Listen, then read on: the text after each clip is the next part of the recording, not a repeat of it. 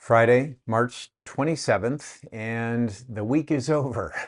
The S&P 500 is down over 2% for the week, and it's down almost 7.5% for the month since the war began a month ago. And we are now in technical correction territory, which means that we're down over 10% from the highs of the market. And unfortunately, there is momentum to the downside. So let's talk about it. Let's talk about something that's important because we've been talking about it in past episodes about the buy the dip mentality and going back to the well of the mega cap technology trade when flying to safety. Both of those have failed. Um, the buy the dip mentality has been tried again, and after this month of war, it's failed. Okay. Um, in the simplest sense, that taco trade that Trump always chickens out, that works when we're talking about a tariff that can be imposed and rescinded. But uh, it's also based on threat. But the threat of war is gone. We are bombing Iran along with Israel and back and forth. But so the threat is gone, and it's far more than one person's decision. We've got the whole world involved in this. We've got companies and countries that are now uh, completely involved, and so it's far more than just one person. Unfortunately, individual traders, I understand it. They've been going back to that buy the dip strategy, which we've talked about. It works until it doesn't work. And unfortunately, it's chasing headlines. People have been trading the headlines over the last couple of weeks, and there have been completely divergent messages and strategies being put out there. And so when you're trying to trade that, it's to me, it's kind of like a whipping tail. And you're a little bit behind there and a little further behind there. And those losses, a little loss there, a little more there, it's impossible to keep up with. And it's a losing battle. But anyhow, I get it, trying to continue to utilize that strategy. But the important thing is that it's not working anymore. It's failed, and that the that borrowing, that trading strategy is often done on margin. And now the individual traders, the retail traders, there's a huge amount of margin calling. In other words, they've been borrowing the money, but now those loans have been called in and they have to repay them. Unfortunately, with losses. And so there is that fear of missing out is now the individual investors are reporting that they are now giving up on the FOMO of missing the gain and are now deeply concerned about inflation, groceries, gas prices, and so they are uh, going into cash. There's a record inflow into the money markets, and so investors are buying safety. And just a note that came out this week, the Atlanta Fed GDP Now tracker, it's called the GDP Now tracker, which you can look up. The Atlanta Fed dropped their estimates for the first quarter of gross domestic product from 3.1 down to 2%, which is a huge drop of over a third. And the future markets are predicting now a Fed hike in 2026.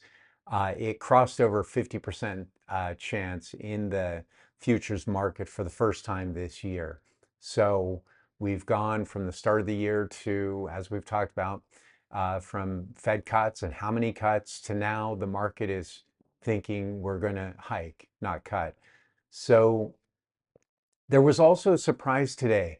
Iran, which had previously stated that, quote, friendly ships can pass through the Strait of Hormuz, uh, Specifically, they had been letting Chinese ships come in and had been exporting oil to China over 1 million barrels a day. But there were two of the ultra large container ships from Costco, not Costco, but Costco, COSCO, that from China that were denied entry.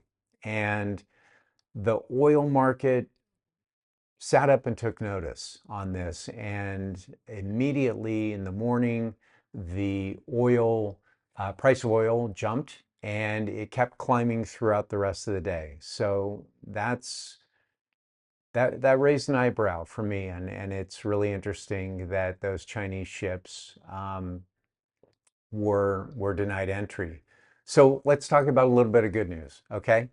The price to earnings multiple now, because of the decline in the market, the price to earnings multiple of the overall S&P 500 has dropped from 24% down to 19%.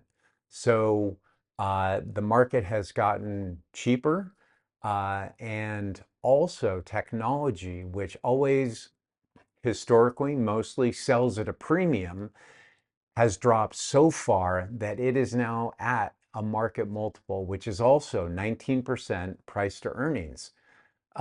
So, there's some good news there, but, and the earnings season is going to start, the next earnings season starts in 2 weeks. And the earnings estimates have been being raised. So that's positive. And there's some possible good news in the earnings season. So that's some good news. On the caution side, we are now in the fifth straight losing week for the S&P 500, 5 weeks in a row. We're now below our 200-day moving average, which is concerning. And the VIX, the fear index, closed the day over 31 at a level over 31, which is there's a lot of fear in the market. Oil was up over 7% today and closed. West Texas Intermediate crude closed over $100. And the 10-year Treasury is nearing 4.5%, which we've discussed is a real point of concern for the market, where it's reacted pretty extremely in the past. And the mega tech trade, we've got to talk about the gorillas in the room. Google, Amazon, and Nvidia are off their year highs over 20%. Meta and Microsoft are off their highs over 30%. So we've talked about this in previous shows about how often can we keep, when things get concerning, how often can we keep running back to that major group of mega cap technology. And so that has also failed, okay? It's not working anymore. And the next question that a lot of people have been asking this week is, those generals have been shot. So when is the big flush to the downside? Everyone is talking about we need a big washout to reset the market, which works. Historically, that can be a catalyst point. However, we've got the war, and so put a pin in that, and let's just wrap that up in a second. Let's talk about one or two specifics about oil. The Secretary of State, Marco Rubio, said that the war could last another month, okay? We're 1 month in. He's saying we could go for one more month. In the last 30 days, all of the oil that has been shipped out of the Persian Gulf has now is at their port of call. And so there is no more oil on the water. So that buffer is gone. Even with the strategic petroleum reserves around the world that were released, we are still experiencing a 10 million barrel per day shortage, okay? So if we've got 4 more weeks of war to go, that's 30 days at 10 million barrels per day. and then to restart those facilities to get everything back up and pumping and getting onto the ships, that takes 4 more weeks. This is not just flipping a switch. So that's another 30 days. So we've got 60 days, which equates to 600 million barrels out of our worldwide reserves. The worldwide reserves are only 8 billion barrels total. So 600 million out of 8 billion is a huge number. What that means to the Brent crude prices, the futures markets are saying that if we go for one more month, as the Secretary of State has indicated, that Brent prices will be at $150 per barrel. And the important thing about that is not the peak that it's going to quite possibly hit $150 per barrel. It's the duration. It's how long it stays there. And the $65 a barrel that we were experiencing before the war, those future markets are also saying that we won't go back there because of the risk premium that we're experiencing uh, because of the Persian Gulf and the Strait of Hormuz. That $65 is up to at least $80 is what they're pricing in for the minimum. So even if everything stopped tomorrow, oil uh, oil markets are saying that we'll see at the bare minimum an 8 handle on the price of oil. So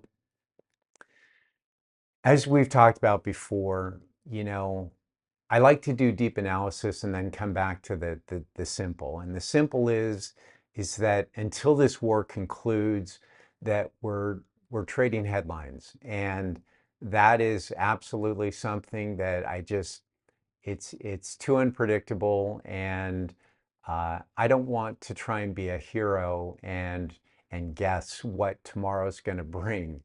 And so absolutely it's a time for safety. And so we've talked about it going into cash and waiting for everything to shake out. And until this war concludes, um, you know, having a heavy cash position is absolutely the prudent move.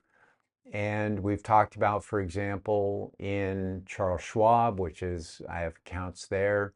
There's the SNSXX, which is it tracks the 10-year Treasury. It's technically a mutual fund, but that's a place to get approximately the 2-year Treasury note interest rate. And then there's also, for example, Robinhood, which is fantastic. They've got a cash sweep. You don't need to put it into any money markets. You can simply liquidate positions and they will give you a nice return on that cash sweep. So things are moving every single day. We'll see where it goes from here. I'll stay in touch with you, of course, and together we will navigate this uncertain market and geopolitical events. Take care for now. Have a good weekend, everyone, okay? Bye-bye.